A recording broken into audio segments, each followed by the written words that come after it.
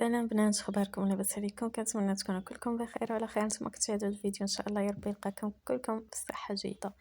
اذا كيف كتلاحظوا معايا اليوم ان شاء الله بغيت ندير الطويجين هذا ديال الحوت، وقلت علاش لي ما نشاركش معكم الوصفه. الصراحه كيجي بنين بزاف وزوين، المذاق ديالو واعر. المهم تابعوا معايا الطريقه والوصفه في الفيديو. كنتمنى ينال اعجابكم الفيديو ديال اليوم. دعموني بالاشتراكات ديالكم، واللي مازال شاركش القناه ديالي يشترك فيها ويفعل الجرس باش اي جديد ان شاء الله كنحطو يوصلكم.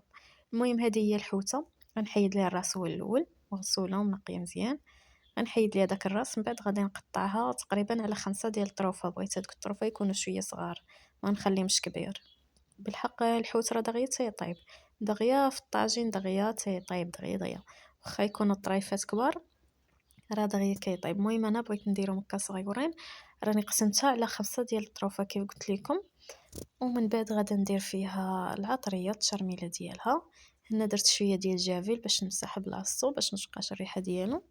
صافي درت شويه ديال الشونيه، بغيتو ديروها ديروها اختياريه. شويه ديال الخرقوم، درت شويه ديال السكينجبير.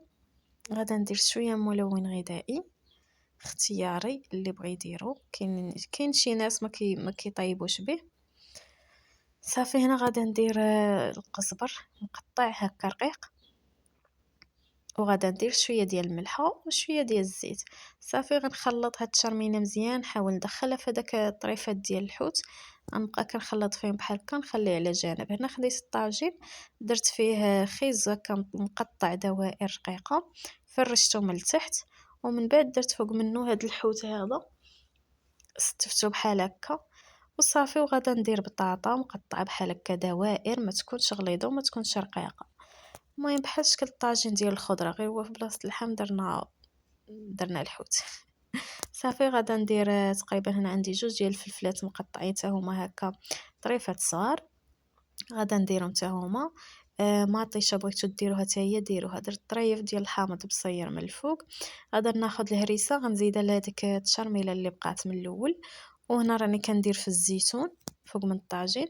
كيف قلت لكم هذيك التشرميله اللي بقات زدت عليها شويه ديال الهريسه، درت شويه ديال سكينجبير، شويه ديال الخرقوم والماء اللي غادي يكفيني الروا. صافي وغادا نخلطهم مزيان وغادا نكبهم فوق من الطاجين، غادا نسقي به.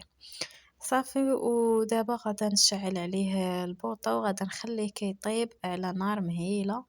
هنا راني درت شويه ديال الملحه على حساب الخضره ما فيهاش ملحه، ودرت شويه ديال الزيت من الفوق. صافي هذا هو الشكل ديالو. الصراحه راه كيجي زوين بزاف. من بعد كيف قلت لكم كنديرو فوق من البوطه وكنقص عليه شويه وكنخليه يطيب على خاطرو حتى كيولي محمر وكيولي زوين بزاف.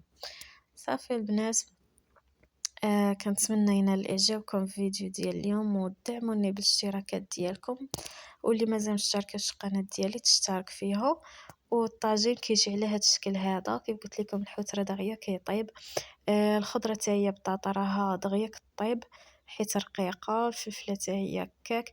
المهم الخضيره كلها راه كطيب بالزربه. هنا راني درت شويه ديال الزيت البلديه من فوق. وبسلام عليكم فيديو اخر ان شاء الله. خليتكم على خير. باي باي.